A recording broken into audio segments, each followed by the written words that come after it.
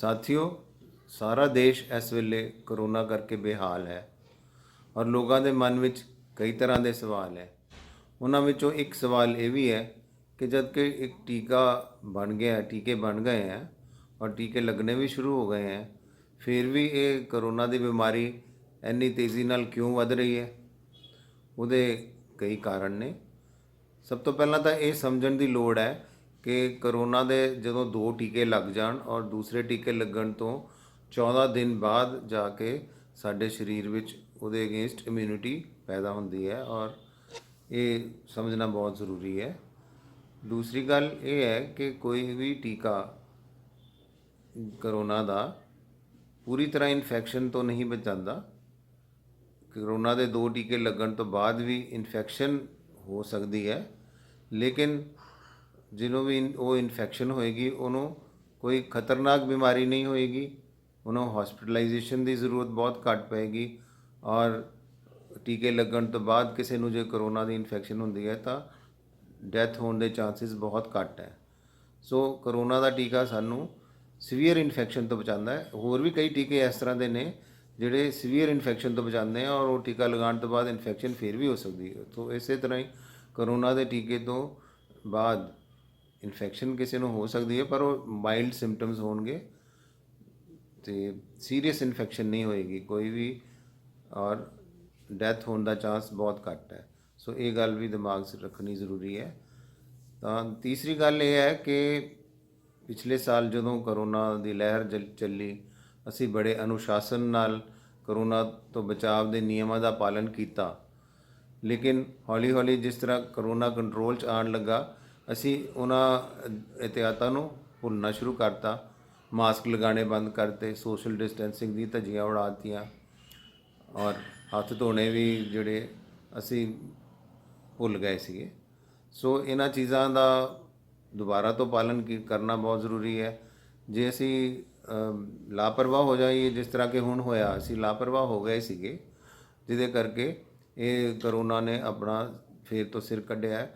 ਸਮਝਣ ਦੀ ਗੱਲ ਹੈ ਕਿ ਇੱਕ ਮਾਸਕ ਹੈ, ਸਮਝ ਲਓ, ਮਾਸਕ ਲਗਾਉਣਾ ਔਰ ਪ੍ਰੋਪਰਲੀ ਹੱਥ ਧੋਣਾ ਔਰ ਤੀਸਰਾ ਸੋਸ਼ਲ ਡਿਸਟੈਂਸਿੰਗ, ਇਹਨਾਂ ਤਿੰਨਾਂ ਚੀਜ਼ਾਂ ਦਾ ਪਾਲਨ ਕਰਨਾ ਬਹੁਤ ਜ਼ਰੂਰੀ ਹੈ।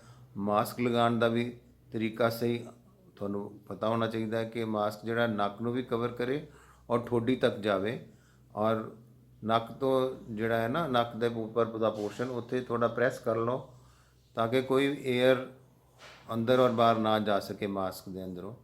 ਦੂਸਰੀ ਗੱਲ ਜਿਹੜੀ ਅਸੀਂ ਕਈ ਵਾਰੀ ਗਲਤੀ ਕਰਦੇ ਹਾਂ, ਜਾ ਕੇ ਬੈਠੇ ਕਿਸੇ ਕੋਲ ਸੋਸ਼ਲ ਡਿਸਟੈਂਸਿੰਗ ਦਾ ਪਾਲਨ ਕਰਦੇ ਹੋਏ ਵੀ ਕਿਸੇ ਦਾ ਫੋਨ ਆ ਗਿਆ, ਉਹ ਕੀ ਕਰਦਾ, ਮਾਸਕ ਜੇ ਥੱਲੇ ਕਰ ਲੈਂਦਾ ਫੋਨ ਸੁਣਨ ਲਈ, ਜਾਂ ਕਈ ਵਾਰੀ ਗੱਲ ਕਰਦੇ ਕਰਦੇ ਹੀ ਉਹਨੂੰ ਥੋੜ੍ਹਾ ਜਿਹਾ ਵੀ ਸਾਹ ਦੀ ਡਿਸਕੰਫਰਟ ਫੀਲ ਹੋਵੇ ਤਾਂ ਉਹ ਮਾਸਕ ਨੂੰ ਥੱਲੇ ਕਰਕੇ ਗੱਲ ਕਰਨਾ ਸ਼ੁਰੂ ਕਰ ਦਿੰਦਾ ਹੈ।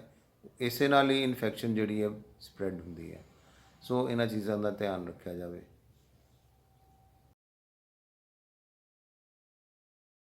ਹਰਡ ਇਮਿਊਨਿਟੀ ਕੀ ਹੁੰਦੀ ਹੈ? ਪਹਿਲਾਂ ਤਾਂ ਇਹ ਸਮਝਣਾ ਬਹੁਤ ਜ਼ਰੂਰੀ ਹੈ। ਕੋਈ ਵੀ ਇਨਫੈਕਸ਼ਨ ਹੈ ਉਹ ਦੇਸ਼ ਦੇ ਮੈਜੋਰਿਟੀ ਆਫ ਦੀ ਪੋਪੂਲੇਸ਼ਨ ਵਿੱਚ ਇਨਫੈਕਸ਼ਨ ਦੇ ਐਂਟੀਬਾਡੀਜ਼ ਪੈਦਾ ਹੋ ਜਾਣ, ਚਾਹੇ ਉਹ ਕੀਟਾਣੂ ਕਰਕੇ, ਬੈਕਟੀਰੀਆ ਜਾਂ ਵਾਇਰਸ ਕਰਕੇ ਜਾਂ ਫਿਰ ਟੀਕਾ ਲਗਾਉਣ ਕਰਕੇ, ਜਦੋਂ ਮੈਜੋਰਿਟੀ ਆਫ ਦੀ ਪੋਪੂਲੇਸ਼ਨ ਸਾਡੇ ਦੇਸ਼ ਦੀ ਉਹ ਇਮਿਊਨ ਹੋ ਜਾਵੇ ਤਾਂ ਉਸ ਵੇਲੇ ਹਰਡ ਇਮਿਊਨਿਟੀ ਅਸੀਂ ਅਚੀਵ ਕਰਦੇ ਹਾਂ। ਜਦੋਂ ਹਰਡ ਇਮਿਊਨਿਟੀ ਹੋ ਜਾਂਦੀ ਹੈ ਤਾਂ ਕੀ ਹੁੰਦਾ ਹੈ ਕਿ ਵਾਇਰਸ ਜਿਹੜਾ ਹੈ ਤੁਹਾਡੇ ਸਰੀਰ ਵਿੱਚ ਐਂਟਰ ਵੀ ਕਰੇਗਾ ਪਰ ਤੁਹਾਨੂੰ ਹਾਰਮ ਨਹੀਂ ਕਰ ਸਕੇਗਾ। ਔਰ ਇਹ ਹਰਡ ਇਮਿਊਨਿਟੀ ਹਰ ਕੀਟਾਣੂ, ਹਰ ਜੀਵਾਣੂ, ਚਾਹੇ ਬੈਕਟੀਰੀਆ ਹੋਣ ਜਾਂ ਵਾਇਰਸਿਸ ਹੋਣ, ਇਹਨਾਂ ਵਾਸਤੇ ਅਲੱਗ ਲੈਵਲ ਹੁੰਦਾ ਹੈ। ਜਿਸ ਤਰ੍ਹਾਂ ਕਿ ਅਸੀਂ ਹੁਣ ਕਰੋਨਾ ਦੀ ਗੱਲ ਕਰ ਰਹੇ ਹਾਂ, ਕਰੋਨਾ ਵਿੱਚ ਇਹ ਐਸਟੀਮੇਟ ਲਗਾਇਆ ਜਾ ਰਿਹਾ ਹੈ ਕਿ ਜੇ 70 ਤੋਂ 80% ਲੋਕ ਜਿਹੜੇ ਹੈ ਉਹਨਾਂ ਦੇ ਅੰਦਰ ਐਂਟੀਬਾਡੀਜ਼ ਪੈਦਾ ਹੋ ਜਾਣ, ਚਾਹੇ ਤਾਂ ਉਹਨੂੰ ਇਨਫੈਕਸ਼ਨ ਹੋਈ ਹੋਵੇ ਜਾਂ ਵੈਕਸੀਨੇਸ਼ਨ ਕਰਕੇ। ਜਦੋਂ 80% ਅਸੀਂ ਅਚੀਵ ਕਰ ਲਵਾਂਗੇ ਤਾਂ ਅਸੀਂ ਥੋੜ੍ਹਾ ਪ੍ਰੋਟੈਕਟਡ ਸਮਝਾਂਗੇ ਆਪਣੇ ਆਪ ਨੂੰ, ਫਿਰ ਵਾਇਰਸ ਸਾਡਾ ਨੁਕਸਾਨ ਨਹੀਂ ਕਰ ਸਕੇਗਾ। ਲੇਕਿਨ ਜਦੋਂ ਤੱਕ ਇਹ ਹਰਡ ਇਮਿਊਨਿਟੀ ਨਹੀਂ ਹੁੰਦੀ, ਜਿਹੜੇ ਨਿਯਮ ਹੈ ਕਰੋਨਾ ਤੋਂ ਬਚਣ ਦੇ, ਉਹਨਾਂ ਦਾ ਪਾਲਨ ਕਰਨਾ ਬਹੁਤ ਜ਼ਰੂਰੀ ਹੈ। ਔਰ ਕਰੋਨਾ ਵਿੱਚ ਹਜੇ ਤੱਕ ਇਹ ਜੋ ਸਮਝ ਵਿੱਚ ਆਇਆ ਹੈ ਕਿ ਇਨਫੈਕਸ਼ਨ ਤੋਂ ਬਾਅਦ ਹਜੇ ਉਨੀਆਂ ਐਂਟੀਬਾਡੀਜ਼ ਨਹੀਂ ਬਣਦੀਆਂ ਜਿੰਨੀਆਂ ਵੈਕਸੀਨੇਸ਼ਨ ਤੋਂ ਬਾਅਦ ਬਣਦੀਆਂ ਹੈ। ਅਤੇ ਇਸ ਕਰਕੇ ਮੇਰੀ ਸਭ ਨੂੰ, ਸਾਰੇ ਦੇਸ਼ ਵਾਸੀਆਂ ਨੂੰ ਅਪੀਲ ਹੈ ਕਿ ਵੈਕਸੀਨੇਸ਼ਨ ਡਰਾਈਵ ਵਿੱਚ ਵੱਧ ਚੜ੍ਹ ਕੇ ਹਿੱਸਾ ਲੈਣ, ਕਿਸੇ ਵੀ ਭਰਮ ਵਿੱਚ ਨਾ ਪੈਣ ਔਰ ਟੀਕਾ ਜ਼ਰੂਰ ਲਵਾਉਣ ਕਰੋਨਾ ਤੋਂ ਬਚਣ ਦਾ।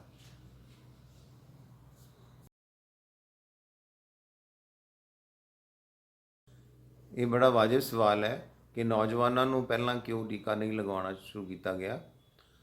ਸੋ ਇਹ ਸਮਝਣ ਦੀ ਲੋੜ ਹੈ ਕਿ ਸਭ ਤੋਂ ਪਹਿਲਾਂ ਜ਼ਰੂਰਤ ਹੁੰਦੀ ਹੈ ਹੈਲਥ ਕੇਅਰ ਵਰਕਰਸ ਨੂੰ, ਫਰੰਟ ਲਾਈਨ ਵਰਕਰਸ ਨੂੰ, ਜਿਨ੍ਹਾਂ ਵਿੱਚ doctors, nurses, paramedical staff, police ਕਰਮਚਾਰੀ, ਸਫਾਈ ਸੇਵਕ ਔਰ ਜੋ ਲੋग ਇਹ ਮੁਹਿੰਮ ਵਿੱਚ ਅੱਗੇ ਵੱਧ ਕੇ ਹਿੱਸਾ ਲੈ ਰਹੇ ਹੈ ਕਰੋਨਾ ਤੋਂ ਬਚਾਅ ਦਾ, ਉਹ ਸਭ ਨੂੰ ਪਹਿਲਾਂ ਲੱਗਣਾ ਜ਼ਰੂਰੀ ਹੈ ਕਿਉਂਕਿ ਉਹ ਰੋਜ਼ ਦਿਨ, ਹਰ ਦਿਨ ਕਿੰਨੀ ਵਾਰ ਕਰੋਨਾ ਦੇ ਮਰੀਜ਼ਾਂ ਦੇ ਸੰਪਰਕ ਵਿੱਚ ਆਉਂਦੇ ਹੈ।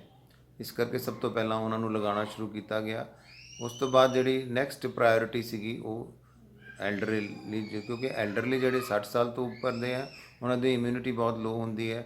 ਉਹਨਾਂ ਨੂੰ ਜਿਹੜੀ ਇਨਫੈਕਸ਼ਨ ਜੇ ਹੋ ਜਾਵੇ ਤਾਂ ਸੀਵੀਅਰ ਡਿਜ਼ੀਜ਼ ਹੁੰਦੀ ਹੈ ਔਰ ਉਹਨਾਂ ਵਿੱਚ ਮੌਤ ਹੋਣ ਦੇ ਚਾਂਸਿਸ ਜ਼ਿਆਦਾ ਹੁੰਦੇ ਹੈ। ਇਸ ਦੇ ਨਾਲ ਹੀ ਜਿਹੜੇ 60 ਸਾਲ ਤੋਂ ਘੱਟ ਦੀ ਉਮਰ ਦੇ ਲੋਕ ਹੈ, ਜਿਨ੍ਹਾਂ ਨੂੰ ਕਿ ਬਲੱਡ ਪ੍ਰੈਸ਼ਰ ਹੈ ਜਾਂ ਸ਼ੂਗਰ ਹੈ ਜਾਂ ਹੋਰ ਕੋਈ ਬਿਮਾਰੀਆਂ ਹੈ, ਉਹਨਾਂ ਦੀ ਇਮਿਊਨਿਟੀ ਵੀ ਲੋ ਹੁੰਦੀ ਹੈ, ਉਹਨਾਂ ਨੂੰ ਵੀ ਲਗਾਉਣਾ ਜ਼ਰੂਰੀ ਹੈ। ਸੋ ਪਹਿਲੀ ਪ੍ਰਾਇੋਰਟੀ ਜਿਹੜੀ ਸੀਗੀ ਉਹ ਹੈਲਥ ਕੇਅਰ ਵਰਕਰਸ ਦੀ, ਫਿਰ ਬਜ਼ੁਰਗਾਂ ਦੀ ਔਰ ਜਿਨ੍ਹਾਂ ਨੂੰ ਕੋਮੋਰਬਿਡਿਟੀ ਸੀ। ਉਸ ਤੋਂ ਬਾਅਦ ਨੌਜਵਾਨਾਂ ਦਾ ਵੀ ਧਿਆਨ ਰੱਖਣਾ ਬਹੁਤ ਜ਼ਰੂਰੀ ਹੈ। ਸੋ ਹੁਣ ਇਹ 1 ਮਈ ਤੋਂ ਨੌਜਵਾਨਾਂ ਨੂੰ ਵੀ ਟੀਕੇ ਲਗਵਾਉਣੇ ਸ਼ੁਰੂ ਕੀਤੇ ਜਾ ਰਹੇ ਨੇ। ਮੈਂ ਤਾਂ ਇਹ ਕਹਾਂਗਾ ਨੌਜਵਾਨਾਂ ਨੂੰ ਵੀ ਲਗਾਉਣਾ ਓਨਾ ਹੀ ਜ਼ਰੂਰੀ ਹੈ ਕਿਉਂਕਿ ਨੌਜਵਾਨ ਜਿਹੜੇ ਆ ਉਹ ਇੱਕ ਤਾਂ ਸਭ ਜਗ੍ਹਾ ਜਾਂਦੇ ਆ, ਸਾਰੇ ਕੰਮ ਕਾਜ ਘਰ ਦੇ ਉਹਨਾਂ ਨੇ ਸੰਭਾਲੇ, ਵੀ ਬਜ਼ੁਰਗ ਜਿਹੜੇ ਉਹ ਘਰ ਦੇ ਵਿੱਚ ਰਹਿਣ, ਸੇਫ ਰਹਿਣ ਔਰ ਉਹ ਫਿਰ ਉਹ ਵੀ ਜ਼ਿਆਦਾ ਐਕਸਪੋਜ਼ ਹੋ ਰਹੇ ਸੀਗੇ।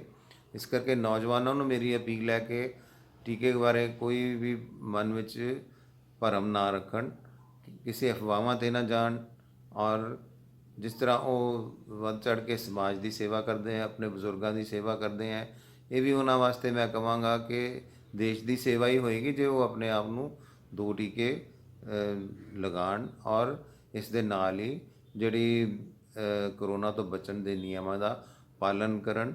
ਔਰ ਮੈਂ ਤਾਂ ਕਹਾਂਗਾ ਕਿ ਉਹ ਅੱਗੇ ਵੱਧ ਕੇ ਬਾਕੀ ਲੋਕਾਂ ਨੂੰ ਇਹ ਸਿੱਖਿਆ ਦੇਣ ਕਿ ਟੀਕੇ ਲਗਾਉਣਾ ਵੀ ਜ਼ਰੂਰੀ ਹੈ ਔਰ ਕਰੋਨਾ ਤੋਂ ਬਚਾਅ ਦੇ ਜਿਹੜੇ ਨਿਯਮ ਹੈ ਉਹਨਾਂ ਦਾ ਪਾਲਨ ਕਰਨਾ ਵੀ ਬਹੁਤ ਜ਼ਰੂਰੀ ਹੈ।